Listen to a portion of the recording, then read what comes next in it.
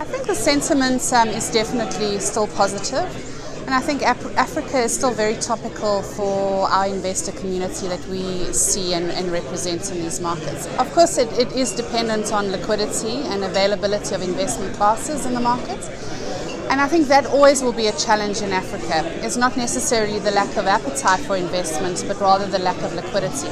Our foreign investors in particular still remain concerned about the ability to repatriate the sale proceeds of their investments when they would want to do that.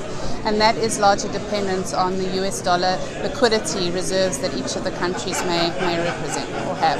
I think what I found most useful is that, given that my day-to-day job requires me to be deep into the post-trade industry, is to sit back and reflect on the macroeconomics of the continent, which are very complex. It's 54 countries, and we tend to sometimes look at Africa as a whole. What I have learned today and observed is that the fundamentals across key markets like Kenya, Nigeria, South Africa are fundamentally different.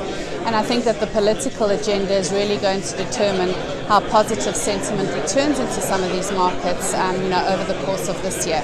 In particular, elections in Nigeria and South Africa and the impact that has on investor sentiment has been very interesting for me today.